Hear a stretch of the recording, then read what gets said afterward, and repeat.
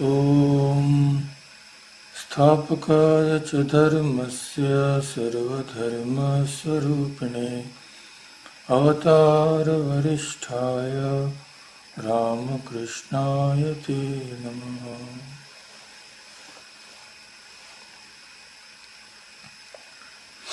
So as you know, we'll be continuing our discussion on the hymn, Aarti hymn, Khandana Bhava Bandhana. Today will be the final discussion. We have already covered most of it. So only 2 verses remain. So let us start. Last time we had discussed the 6th verse, which says that about the master, that you have renounced attachment to sense pleasures and the attachment to wealth, and that you are the king of ascetics, king of renouncers, and please give me devotion for your lotus feet. We have discussed that, and it was said that these two, attachment to sense pleasures and greed for wealth, these are ati nindita. Ati nindita means they are despicable. They should be given no place in our mind because they are the cause of all our suffering. They keep the mind attached to the world, and the mind which is attached to the world can never be attached to God. So we had discussed Sri Ramakrishna's teaching. He says that a man cannot see God unless he gives his whole mind to him. The mind is wasted on sense pleasures and attachment to money. And as long as there is enjoyment, there will be less of yoga. Furthermore, enjoyment begets suffering. We had seen that, and we had seen Holy Mother's teachings also.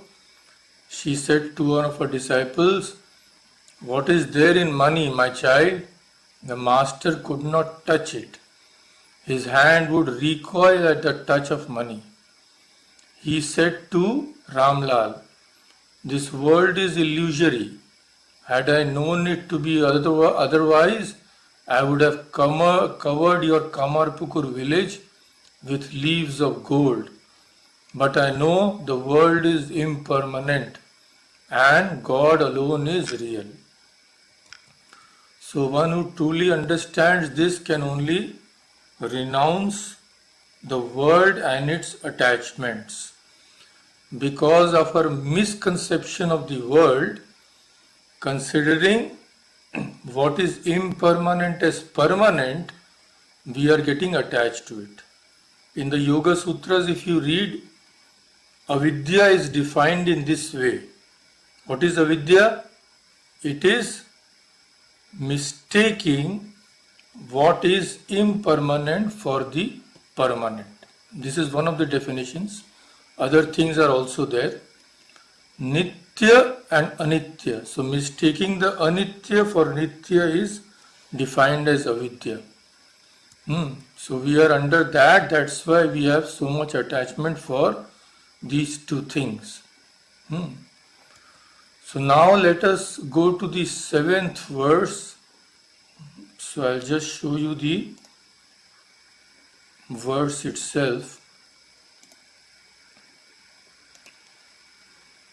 So you can see here what we will discuss today. It says about the master that he was nirbhaya. Nirbhaya means without any fear. Gata sanshaya. Gata means which has gone away. Sanshaya means doubts. So Gata sanshaya means all his doubts were removed.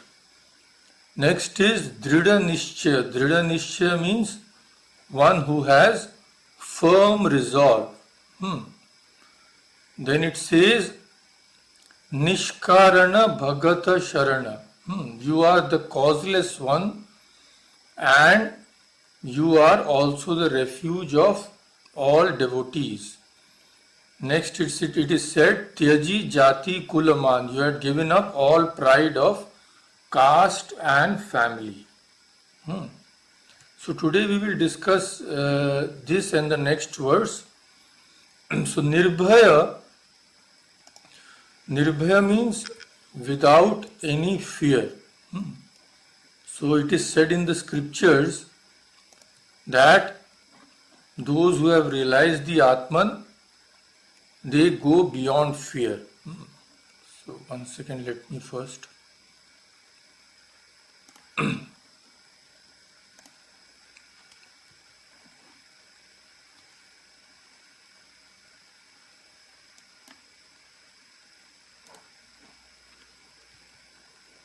One second, I can't stop sharing this.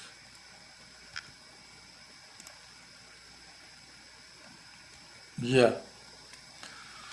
So it is said in the Great Master, the life of Sri Ramakrishna, Swami Sardananda says, describing the qualities of Sri Ramakrishna's mind, he says, I quote, by studying stories of the Master's early life, we understand the kind of mind he had when he began his spiritual disciplines. What were the Master's qualities? He says that first, he accomplished whatever he set out to do. Second, he never forgot anything he heard.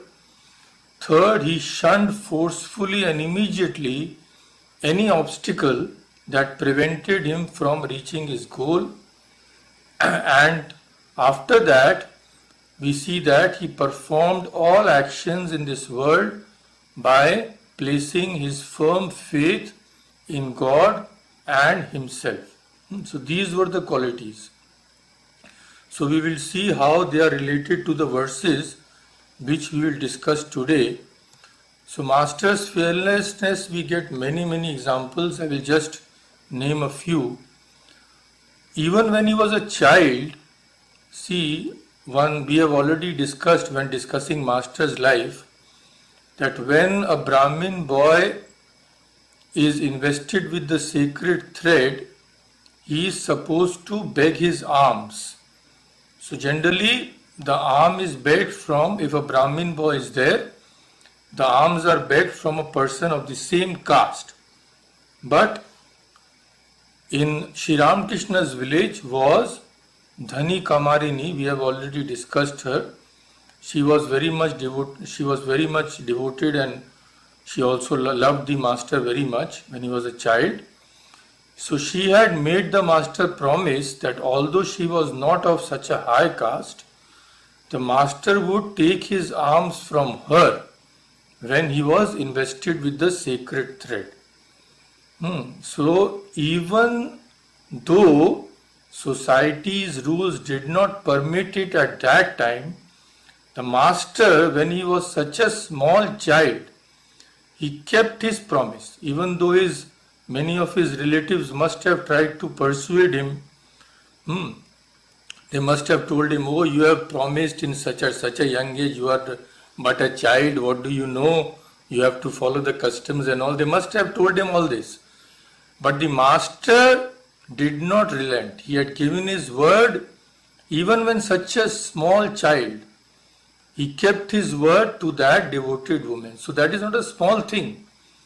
Going against the rules of the society, even when such a small child, just because he had given his word and he could not deviate from his promise, that's an extraordinary thing. So from there itself we can know that the Master would not care for all these formal rules and customs when he saw that truth was at stake. So this is not a small thing.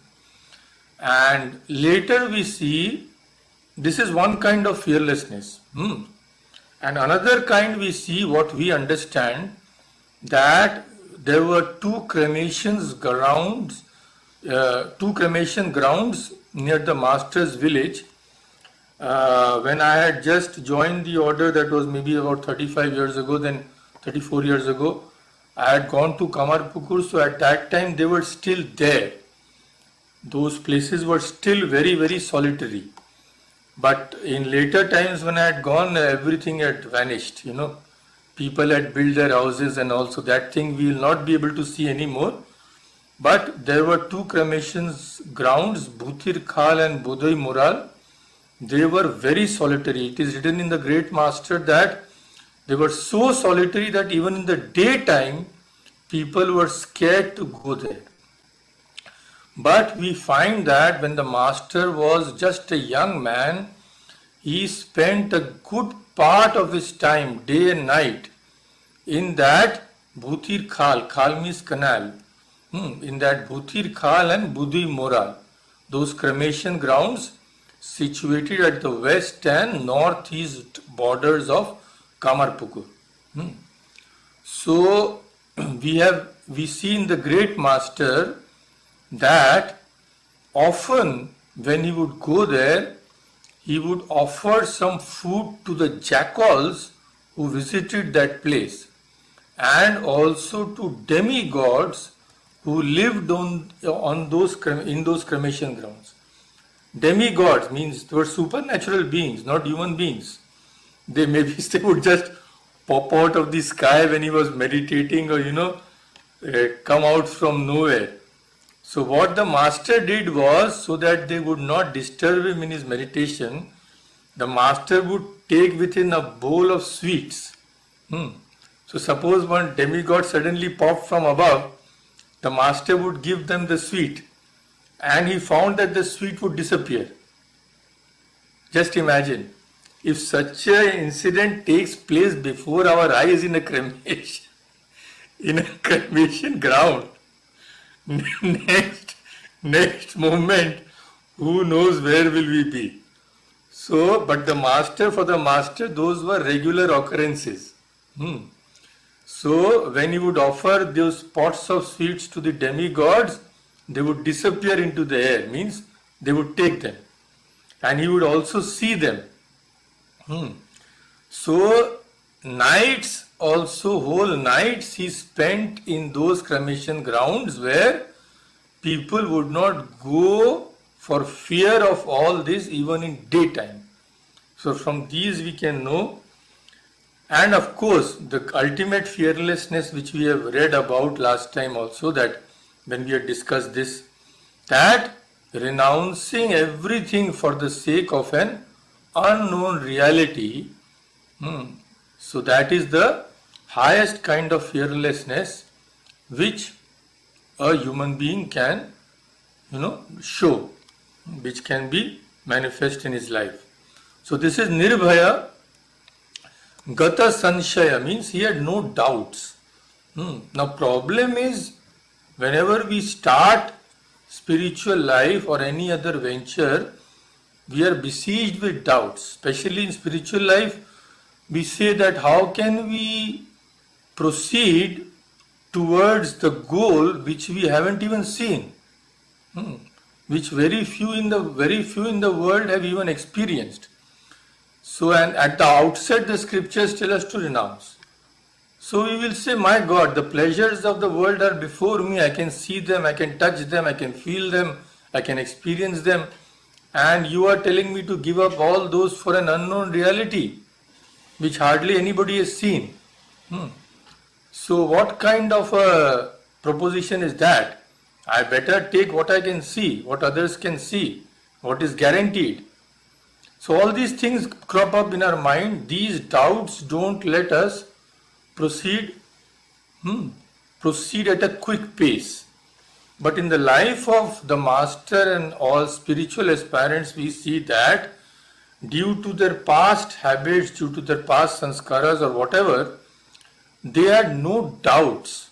They had no doubts about the reality of God. They knew that God is infinitely more real than the world we see around us. So when that kind of faith is there from the beginning, one proceeds very quickly, one progresses very quickly in spiritual life. So in no time, like in Swami Vivekananda's life we see, Swami Vivekananda had to suffer such terrible misery, they did not have enough food in their house. All his relatives, after his father passed away, all his relatives turned against him. They even wanted to, you know, see that Swamiji and his family were sent out of the house so that they could grab his portion also. And at one time, Swamiji had to even tell a lie to his mother. He would say that I have got an invitation outside from a friend for a meal. He would go out on such a pretext so that his mother and brothers could have enough food. This was the situation. But still, whenever Swamiji would get up in the morning, first he would salute God. So once even his mother, Bhuvaneshwari Devi, who was such a devoted, highly spiritual lady, when she saw that Swami Vivekananda was doing this and the family had nothing to eat, she scolded her son that you fool, from the beginning, from your young age you have been shouting God, God. What has God given you? This is what God has given you, not even sufficient food. So such a great spiritual lady like Swami Vivekananda's mother was also besieged by doubts when that terrible calamity they had to face, but not Swami Vivekananda and other souls like him. So this being free of the presence of the ultimate reality, you can call it God or you can call it soul or anything, this is, we see that inherent in all great spiritual people. That is why even when young, for an unknown thing, they can renounce this whole visible universe. So that is the cause of this cannot be found. We can just attribute it to their past lives, past sanskaras, past spiritual practices, all these things. So in the master's life we see that from his very birth he was free from this kind of a doubt. Next in the verse we see Dhrida Nishchaya. Dhrida Nishchaya means he was equipped with firm determination. Once he had decided, he had thought about and decided that this was the goal in life, then nothing at all could move him, could make him deviate from his convictions. That is called Dhrida Nishchaya or firm determination. That giving up all obstacles which stand in our path once and for all, once we have known that they are harmful to our spiritual life. That if that kind of determination one has, he will attain God very quickly. But our problem is that even when the mind understands, our heart does not understand. Our emotions take us to another direction. Our attachment to the world takes us to another direction. So mind has told us, our rational nature tells us that give up these things if you want God. We know we should give up, but at the time of trial we find that we cannot give up so easily. Maybe one habit, it takes us maybe 10 years to give up one habit. That is why our progress is slow. So that kind of firm determination is lacking in most of us when it comes to spiritual life. In money matters, etc., we are very firmly determined. That we have to get so much money, without that we cannot survive. We have to get a Tesla car, we have to get a Royal, some other thing. In those things we have so much determination, but if we could simply shift a little of that to spiritual life, we would find it much easier to progress. The problem is that our minds are inclined towards that, our natural tendency is towards the world. So we don't find difficult to make decisions in that respect. But when it comes to spiritual life, at each step we are fighting with our own mind.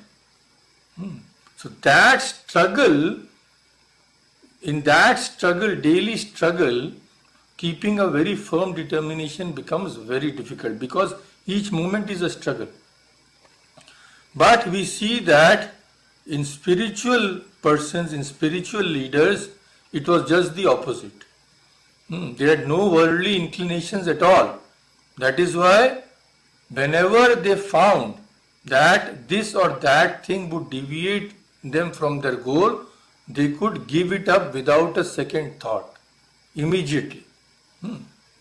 So that is what it means to be Dhrida Nishchaya, means it means to be of firm determination. Next word in the verse is Nishkarana Bhagata Sharana. Now this has been interpreted in another way in the translations I have read. In the translations I have read, Nishkarana they say without cause, and separately they say Bhagata Sharana means refuge of the devotees.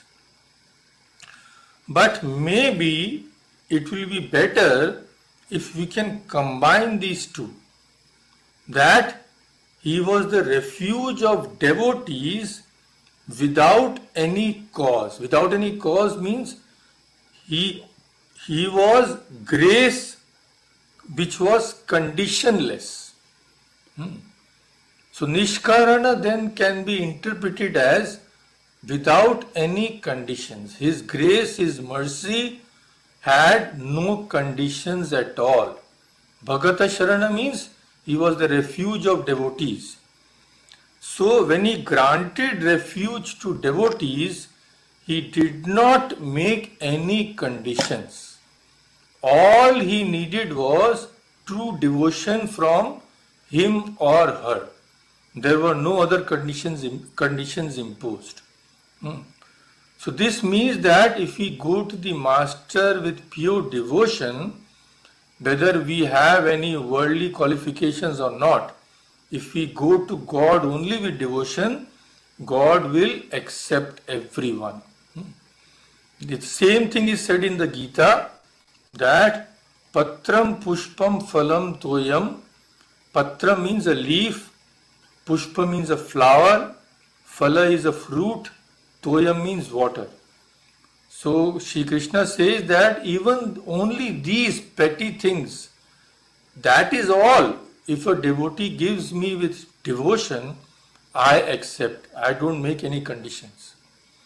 So Nishkarana, if you treat it as a separate word, not connected with refuge of devotees, then it will mean that God is causeless. God doesn't have any cause. Something does not produce God.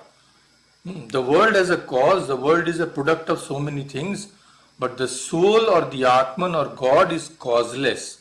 It is not a product of anything. So that way God is causeless.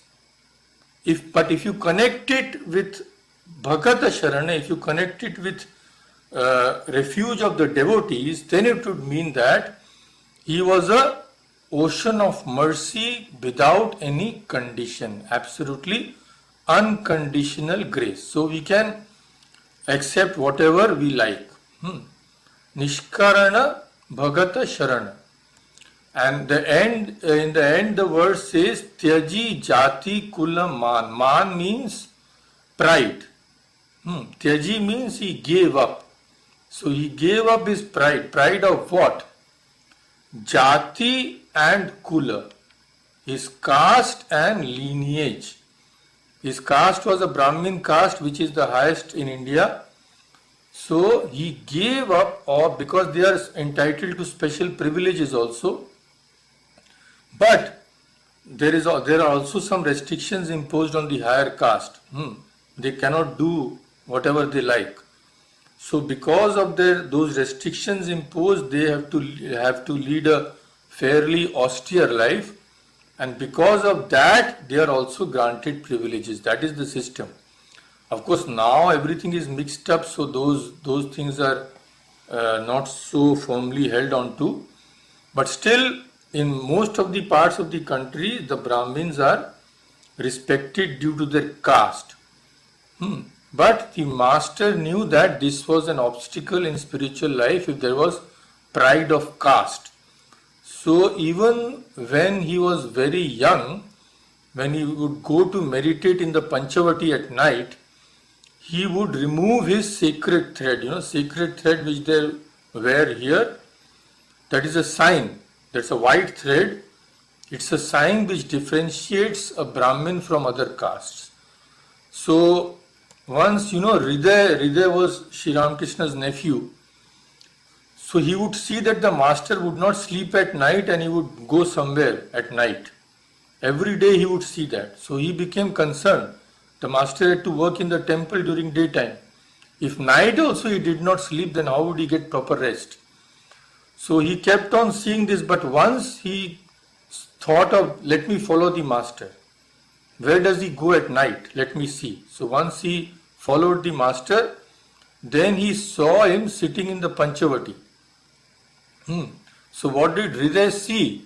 That the master had discarded his sacred thread and he was immersed in meditation. So when Hriday asked him, what are you doing? Why have you discarded this? For a Brahmin to discard that is sacrilegious in India. So he asked her, what are you doing? Why have you discarded the thread? So master answered him, well, what do you know? One should meditate by becoming free from all kinds of ties. From their very birth, human beings are tied with 8 fetters. What are the 8 fetters? Hatred, shame, family status, good conduct, fear, fame, pride of caste and ego. So that sacred thread is a fetter because it signifies vanity. I am a Brahmin and I am superior to all.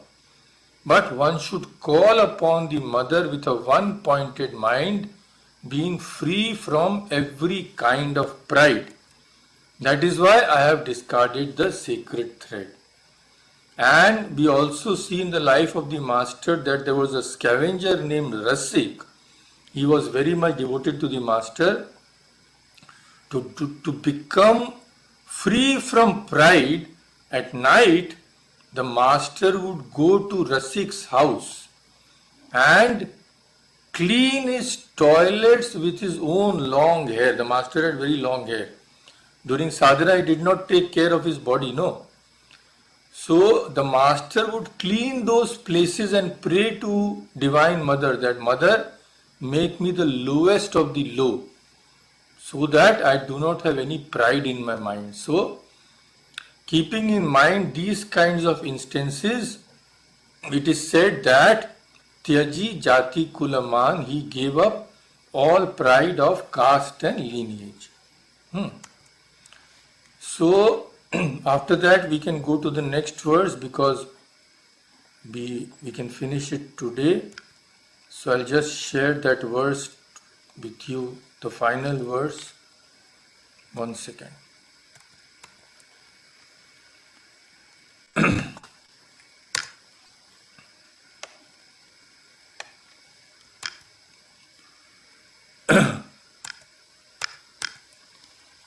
That verse is Sampada Tava Shri Pada Bhava Goshpada Vari Yathai. So you can see here, Sampada means wealth. So for the devotees, what is Sampada? What is the wealth? It is Tava, your, Shri Pada means your holy feet are the only wealth of the devotees. And Bhava Goshpada Vari Yathai. Now this needs a little explanation. See, Bhava here means this sansara or the world. So if you read any scriptures, you will often find that this world has been defined as Bhava Sagara.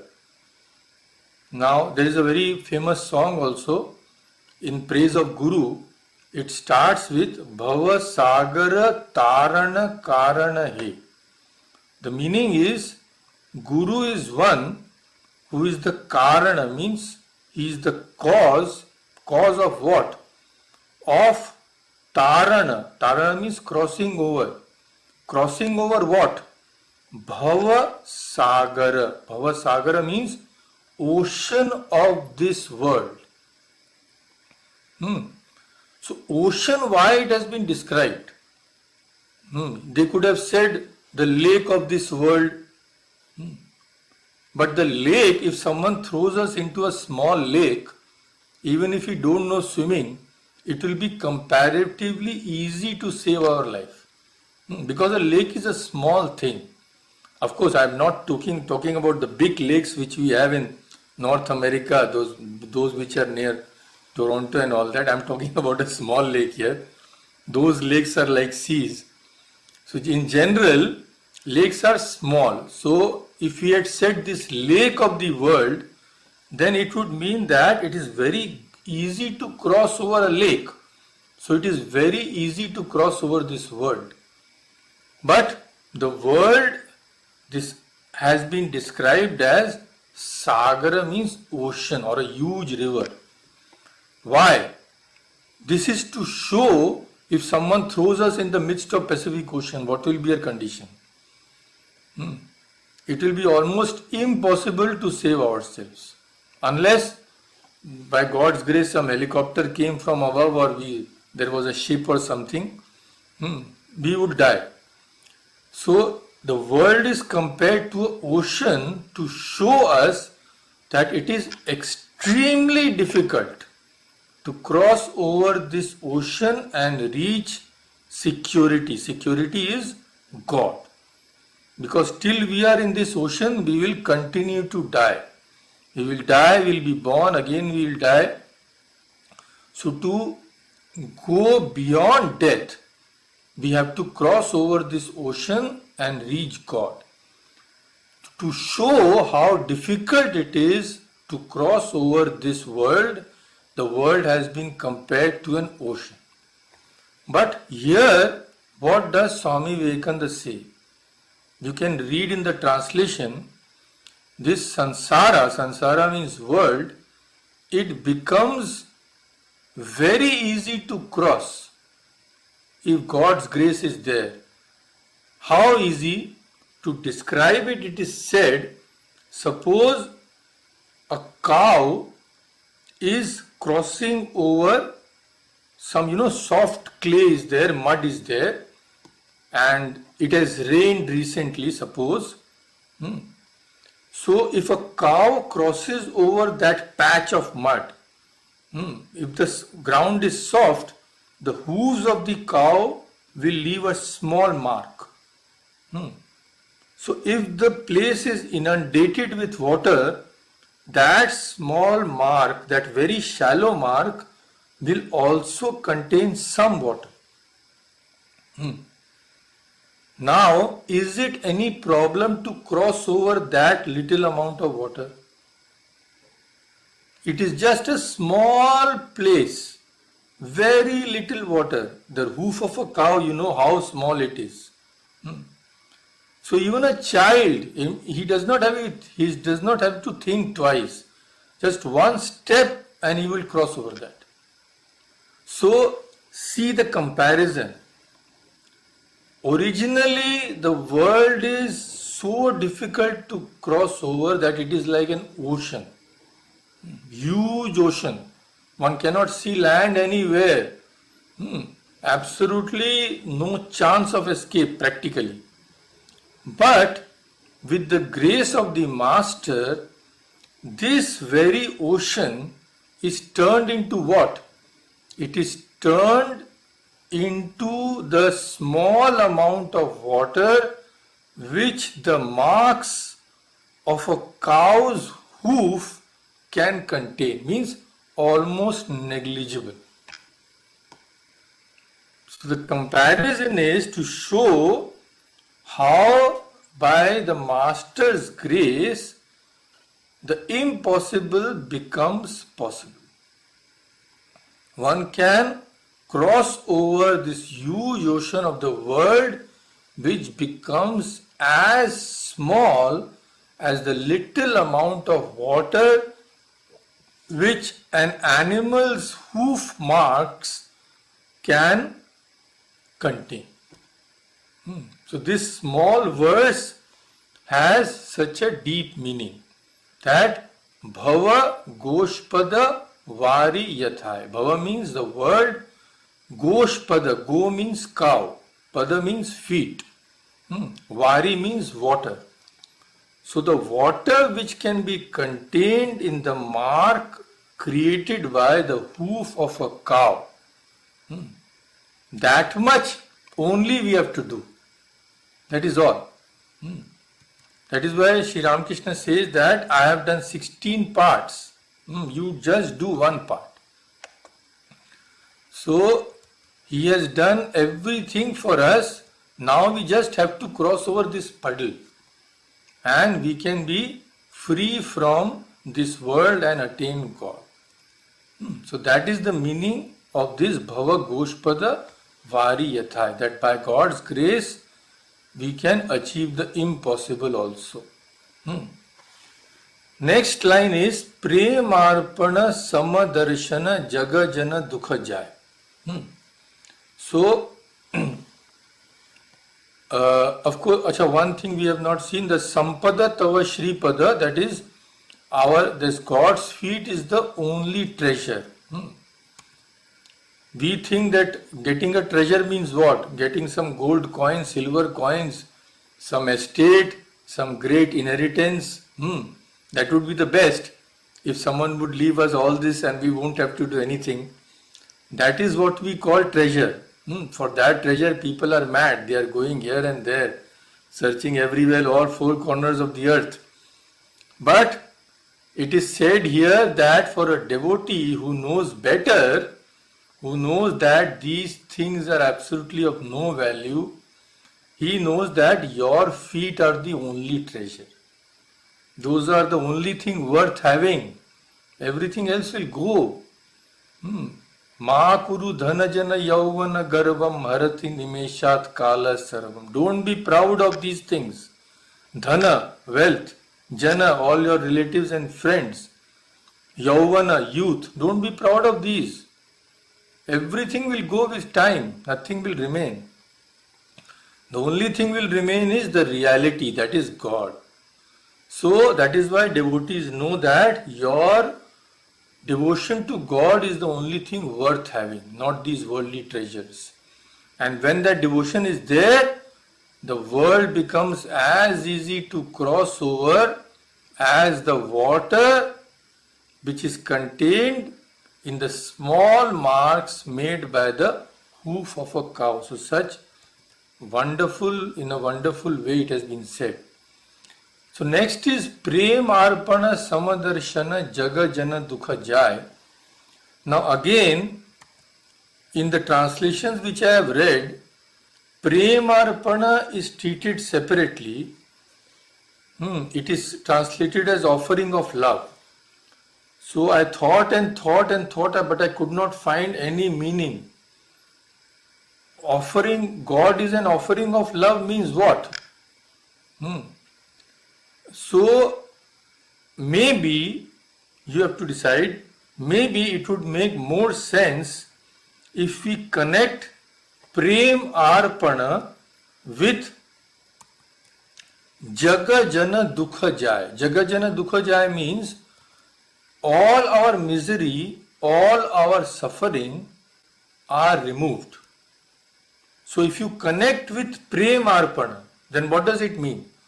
That if one offers his or her love towards you, then what happens? All his sufferings disappear forever. But if you treat Premarpana separately, it means offering of love. So God is an offering of love means what? And then Jaga Jana Dukha Jai is hanging in midair because we cannot connect it with something. Miseries are removed, but how? Why? There is no connection.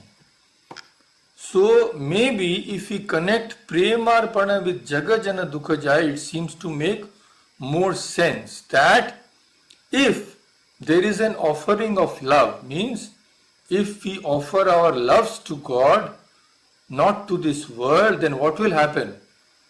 Jaga Jana Dukha Jaya. Dukha, all kinds of suffering will be removed forever. So Premarpana Jaga Jana Dukha Jaya. It may make more sense. And in between is Samadarshana. Samadarshana means one who was of the same side. Same-sightedness is called Samadarshana. What is same-sightedness? Same-sightedness means seeing no differentiation at all. Seeing no difference between this thing, this person, that person. Why? We see differences. Why? Because we see only the outer coverings. Same water is kept in 10 kinds of vessels. One vessel is made up of copper, one vessel is made up of gold, one vessel is made up of glass. So the person who sees only the vessels will think that all these are different. One may be blue, one may be green, etc., etc. But if someone sees inside, if someone has the capacity to penetrate inside, he will say there is the same thing in everything. Don't fight over these things. Whatever you get, you will get water, because inside it is only water. So we see differences. Why? Because we see the outer coverings of living beings. We see a man, a woman, a saint, a sinner, a taxman, a politician, a governor, all these things we see. Because we see only the outer name and form. We don't see the inside. We don't have the capacity to do that. But the Master says that he sees the same reality everywhere. How does he say that? In India, of course, here I think the pillows are made up of a different kind. That's what I saw. In India, in all the pillows, we just thresh cotton. People are there, they will come to your home and they will thresh that cotton. Big instruments are there and those strings are there. Tang, tang, that sound is there. So they thresh that cotton, make it very soft and insert it between the pillows. So the pillows may have different sizes, round pillows, rectangular pillows, long pillows.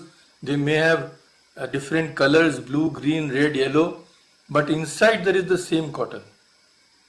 So in the Gospels it is said that Sri Ramakrishna says that all I see is that cotton inside, that reality inside each person. Each person is like a pillowcase. Their skin is different, their color is different, their height is different, their weight is different, their natures are different. But inside the same cotton. What is that cotton? The same reality which is God. So when one can see in that way, one becomes Samadarshana, that is called even-sightedness. In the Gita also this is praised in beautiful terms. Shuni chaiva shopake cha pandita samadarshana. That same samadarshana has come here. Pandita means one who are the knowers of reality. They are samadarshana. They see sameness everywhere. Once in Sri Ramakrishna's Gospel it is written, a mad person came to Dakshineshwar. Mad person means absolutely his whole body was dirty. He had just some rags around him. So he came to Dakshineshwar and he stood outside the Dakshineshwar temple and sang a hymn to the Divine Mother. So Sri Ramakrishna says, when he sang that hymn, the whole temple shook. It did not shake physically. Nobody else could see that. But there was such a strong spiritual vibration that as if the whole temple began to shake, Sri Ramakrishna says. And the Divine Mother as if smiled. So Sri Ramakrishna told Hriday, this madness is not ordinary madness. This person is a knower of Brahman. He is a knower of God. He has such power that when he is reciting a hymn to the Divine Mother becomes pleased. So Hriday, when he heard that this man is a knower of Brahman, he went after that man. He told him, please teach me how to attain Brahman and all that. So that person saw him coming, saw Hriday coming, and he walked very fast so that he could get rid of Hriday, but Hriday would not leave him. So finally, that knower of God, he told Hriday this one teaching only he told. He showed him water in a ditch and told Hriday that when you feel that this water in the ditch is as pure as Ganga water. Ganga water is the purest water in the whole world. So when you actually know, when you actually experience that this water in the ditch is as pure as water of the Ganga, then you will realize God. This doesn't mean that go and drink that ditch water. This means that intrinsically everything is the same because it is only God in another form. That is called, one who can see that is a Samadarshi. Samadarshi means he has gained the highest insight. That is why in the Gospel we see that the Master says, I quote, he says that every now and then I think that the body is a mere pillowcase. The only real substance is the indivisible Satchidananda. That is the thing which is inside. That is the cotton which is inside all of us. Then he again says, I clearly see that God is everything. He himself has become all. I see that whatever is God. He is everything. Again, he is beyond everything. So Master says he is everything and again he is beyond everything. This is a very, very deep statement. He is everything means this is called Vishishta Dvaita or qualified non-dualism. And he is beyond everything is Advaita or non-dualism. So both these are true. This is what the Master means to say. That is a different topic, so we won't go into that now. So the thing is that the Master saw the same reality everywhere. So he is called Samadarshana. So Premarpana Samadarshana Jaga Jana Dukha Jai. So those who offer their love to you and not to this world of 2 days, they succeed in getting rid of all kinds of suffering. And if your grace is showered on a person, the ocean of this world becomes as easy to cross as the small amount of water which the hoof of a cow or any other animal, footmarks of any other animal, it can contain. So this is the meaning of the verse, and after that it is just, as you know, de langa ranga bhanga. This is just a description of the music and all. Baji anga sanga mridanga. That mridanga means this instrument. So all these are playing, and Gaiche Bhagata Jana Arati Tomar, that all the devotees are singing your praise. Jaya Jaya Arati Tomar. Jaya Jaya means all glory to you. So we are all singing your glories so that we can attain devotion to you. So this in brief is our discussion on this first hymn of the Arati song, that is Khandana Bhavandana Jagavandana. It starts with this verse. So these two verses are also, of course, many more things can be said, but we will discuss everything when we discuss other topic and we discuss the master's life in detail. So I think we can conclude this discussion on Khandana here. This is our 7th discussion on this topic. So let us conclude here today. Then I will show you a nice video of the Holy Mother's birthday celebration in Belur Math, and one song which I had sung and sent, you must have seen in your email. So it has a wonderful meaning. It is one of the best songs written on Sri Ramakrishna. So for those who don't know Bengali, I will just discuss the meaning of that song, and if you like I can just sing it again here. So let us stop here. Om Shanti Shanti Shanti Hari Om Tat Sat Shri Ram Krishna Arpanamastu.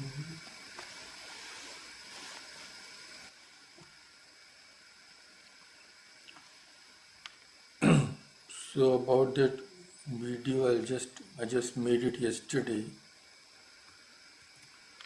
Harsh had switched on the TV. I thought you will come, but you were late, so I switched it off. So you will have to see it afterwards. So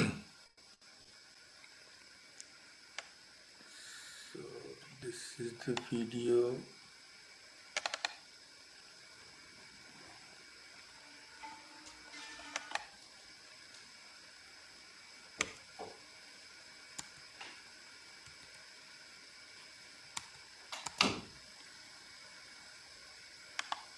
Let me change the audio setting for me. Oh, it is already in the music mode. So you will be able to hear and see. Share my screen.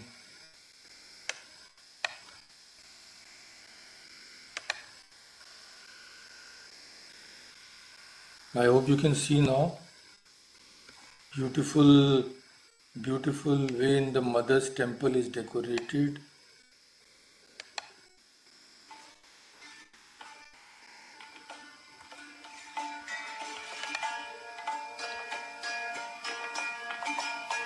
One second. Let me increase the music volume.